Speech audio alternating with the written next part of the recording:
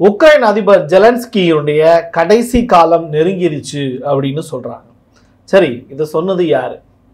Trump புட்டினை பார்த்து கடுமையான வார்த்தைகளை பயன்படுத்தியிருக்கார்.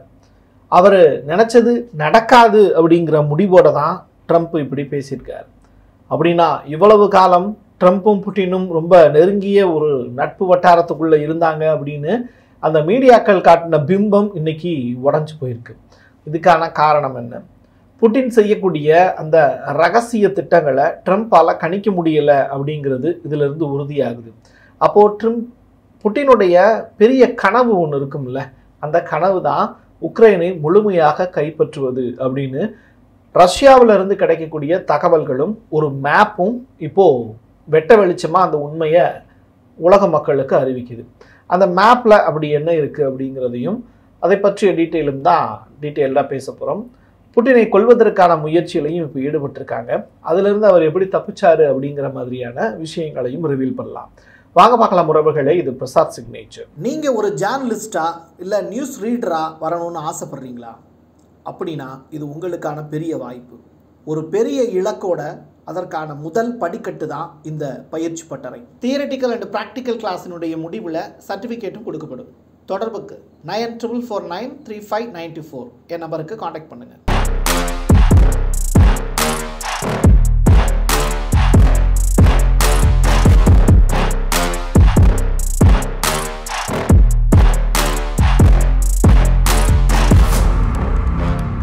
கடந்த ஒரு வாரத்துக்கு முன்னாடி புட்டின் தான் உக்ரைன்ல கைப்பற்றிய குர்ஸ்க் அப்படிங்கிற பகுதிக்கு போறார்.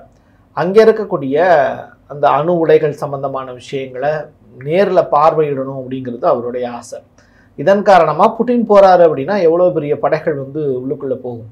ஸோ புட்டின் ஃப்ளைட்டில் போகலை, அவருக்குன்னு தனியாக டிசைன் பண்ணப்பட்ட ஃப்ளைட்டில் போகல, அவர் இராணுவ ஹெலிகாப்டரில் போயிருக்காரு. நீங்கள் நல்லா ஒரு விஷயம் யோசிச்சு பாருங்கள். நம்முடைய ஊருக்கு, நம்முடைய ஊட்டி பக்கம் வந்த பிபின் ராவத் அவர்கள் இறந்து போனதும் இதே இராணுவ ஹெலிகாப்டரில் தான்.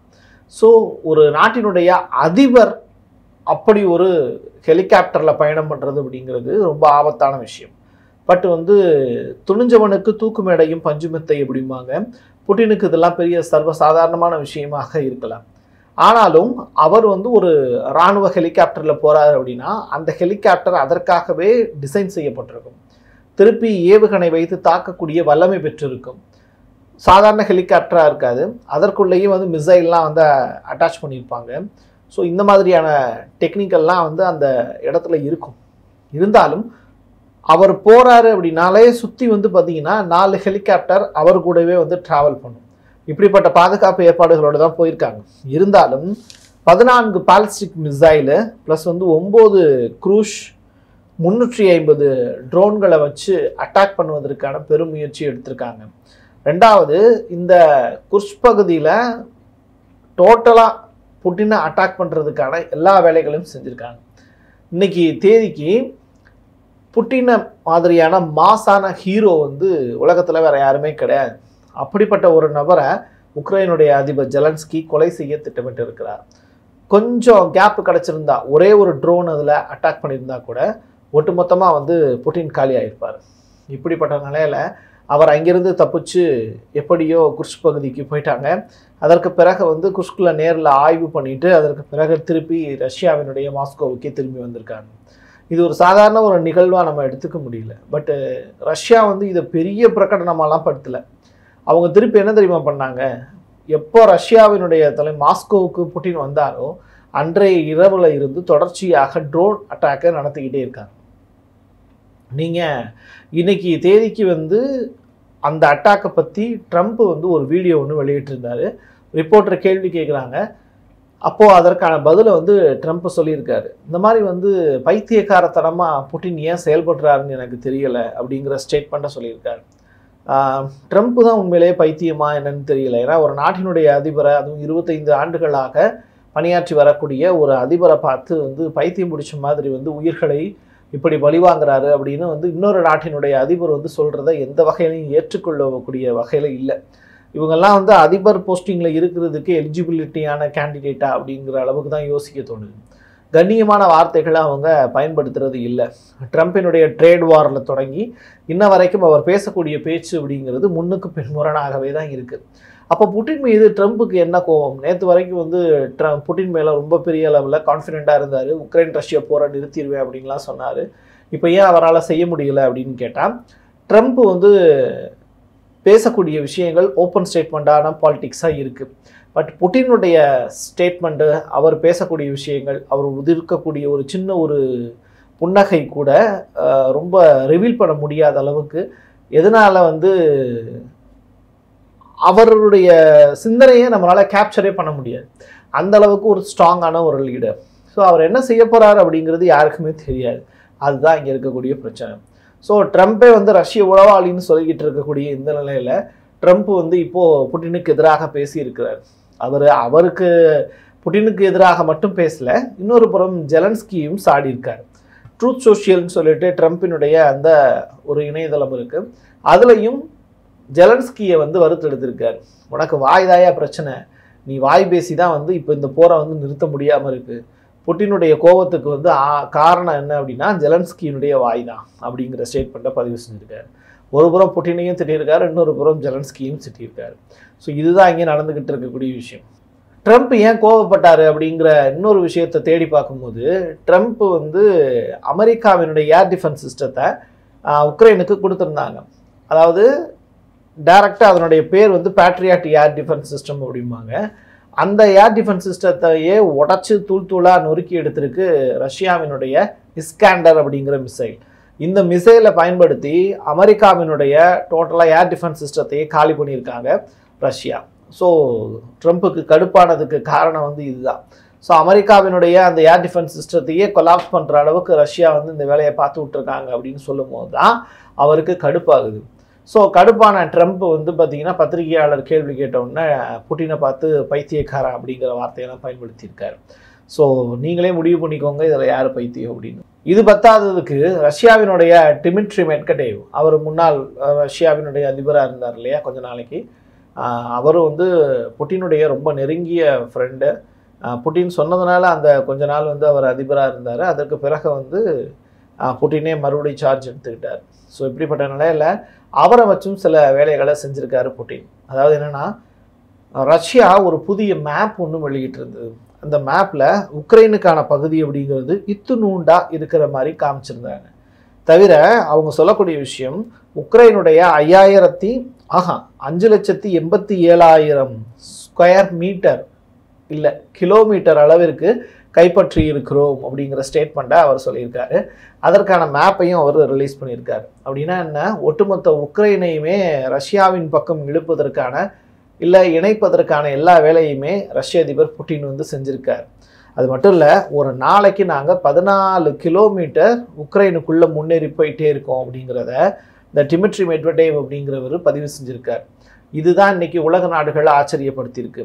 நேட்டோவை சேர்ந்த வீரர்களும் இப்போது உக்ரைனுடைய ஏரியாக்களில் பயிற்சியில் ஈடுபட்டுக்கிட்டு இருக்காங்க. கூடிய விரைவில் நேட்டோ வீரர்கள் ரஷ்யாவுக்கு எதிராக போர் தொடங்குவதற்கான வாய்ப்பும் இருக்குது அப்படிங்கிறாங்க. காரணம் என்னென்னா, இதில் வந்து யூகே ரொம்ப இன்வால்வ்மெண்ட்டாக இருக்காங்க, ஃப்ரான்ஸு சத்தமே இல்லாமல் இருக்காங்க. ஆனால் ஜெர்மனியும் இப்போ ஆட்சி மாற்றம் ஏற்பட போகுது அப்படிங்கிறதுனால எலெக்ஷன்லாம் முடிஞ்சு புதிதாக அதிபரெல்லாம் தேர்ந்தெடுத்துட்டாங்க. இன்னும் அவங்க சிட்டிங்கில் போய் உட்காரல. அப்படி உட்கார்ந்தாங்க அப்படின்னா ஜெர்மனிக்கும் ரஷ்யாவுக்கு இடையில் பெரிய போர் வரும்னு சொல்கிறாங்க. ஸோ ஜெர்மனி சைட்லேருந்து 4,60,000 வீரர்கள் இப்போ ரெடியாக இருக்காங்க, போருக்கான பயிற்சியில் ஈடுபட்டுக்கிட்டு இருக்காங்க. அவங்க கூடிய விரைவில் ரஷ்யாவுக்கு எதிரான போர் வீரர்களாக களமிறக்கப்படுவார்கள் அப்படிங்கிற மாதிரியான செய்திகளும் பரவிக்கிட்டு இருக்கு. எது எப்படியாக இருந்தாலும் நேட்டோவுக்கு எதிராக 32 நாடுகளுக்கு எதிராக ரஷ்யா 3 ஆண்டுகள் போரிட்டு ஜெயிச்சிருச்சு. அதுதான் உண்மை. இன்னைக்கு ட்ரம்ப் வந்து சத்தம் இல்லாமல் இருக்காரு அப்படிங்கிறதுனாலையும், ட்ரம்ப் வந்து இன்னும் ஆயுதங்கள் பெரிய அளவில் கொடுத்து உதவி செய்யாமல் இருக்காரு அப்படிங்கிறதுனாலையும் தான் நேட்டோ நாடுகள் அமைதியாக இருக்காங்க. அதாவது யூரோப் கண்ட்ரிஸ். மறுபடியும் ட்ரம்ப் வந்து புட்டினுக்கு எதிராக களமிறங்கிட்டாரு அப்படின்னா ஜெர்மனி இந்த 4,60,000 பேரையும் உள்ளே இறக்கிடுவாங்க. இவங்க வர்றாங்கன்னு தெரிஞ்சாங்க அப்படின்னாலே யூகேவும் ஏற்கனவே வந்து இந்த ஷேடட் ரூம்லாம் கொடுத்து உதவி பண்ணாங்கல்ல, அது மாதிரியான ஒரு மிசைல்லாம் கொடுத்து உதவி செய்கிறதுக்கான பெரிய வாய்ப்பு இருக்குது. ஃப்ரான்ஸோட கதி என்ன அப்படின்னா, ஃப்ரான்ஸினுடைய அதிபர் மெக்ரான் அவர்கள் ஒய்ஃபுக்கிட்ட கன்னத்தில் அற வாங்கியிருக்காரு. அந்த வீடியோக்கள் இப்போது சோஷியல் மீடியாவில் பரவிக்கிட்டு இருக்கு. அவங்க பிரான்ஸினுடைய அதிபர் மெக்ரானுடைய ஒய்ஃப் வந்து பார்த்திங்கன்னா அவங்க ஆனா பெண்ணா அப்படிங்கிற மாதிரியான விமர்சனங்கள் நிறையா பேசிக்கிட்டு இருக்காங்க. ஒலிம்பிக் இடையில் நடந்ததில்லை, அதில் வந்து சில நிகழ்வுகள் எல்லாமே பிரான்ஸினுடைய அதிபர் இமானுவேல் மேக்ரான் ஒய்ஃப் சொல்லி தான் நிறையா விஷயங்கள் செஞ்சதாகவும் சொல்லிக்கிட்டு இருக்காங்க. இப்படிப்பட்ட நிலையில் வியட்நாமுக்கு 2 பேரும் ஜோடியாக கிளம்பி போகிறாங்க. போன இடத்துல ஏரோப்ளேனில் விட்டு இறங்குற டயத்தில் பிரான்ஸினுடைய அதிபர் மெக்ரானை சின்ன அப்பு போயிருக்காங்க கன்னத்தில். எல்லா இடங்கள்லையும் மனைவி கணவனை அடிக்கிறது சகஜம்தான். பிரான்ஸ் மட்டும் என்ன விதிவிலக்கா, இல்லை பிரான்ஸினுடைய அதிபர் மேக்ரான் மட்டும் என்ன விதிவிலக்கா அப்படிங்கிற கேள்வியோட அப்படி நிப்பாட்டிடலாம். பதில் தெரிஞ்சவங்க கமெண்ட் பாக்ஸில் பதிவு செய்யுங்க.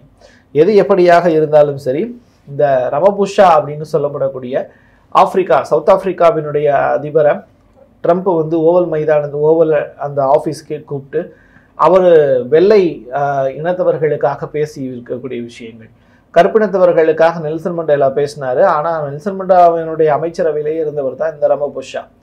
தன்னை பற்றிய விஷயங்களையும் தன்னுடைய நாட்டை பற்றிய விஷயங்களையும் திடுத்துப்புன்னு வீடியோவாக ஒருத்தர் போட்டு காமிக்கும் போது ரமபுஷா மாதிரியான அதிபர்கள் ரொம்ப சாதுரியமாக அதை கையாண்டாங்க. பட் ட்ரம்ப் வந்து ஆதாரமற்ற குற்றச்சாட்டுகளை மட்டுமே அடிக்கின்றார். இதுவும் உலக அளவில் பேசு பொருளாக மாறி இருந்தது. இனிமேல் உலக நாட்டினுடைய தலைவர்கள் ஓவல் ஆஃபீஸுக்கு போகிறதையே தவிர்த்துருவாங்க. அந்த அளவுக்கு ட்ரம்பினுடைய செயல்பாடு அப்படிங்கிறது முன்னுக்கு பின்முரணாக இருக்குது.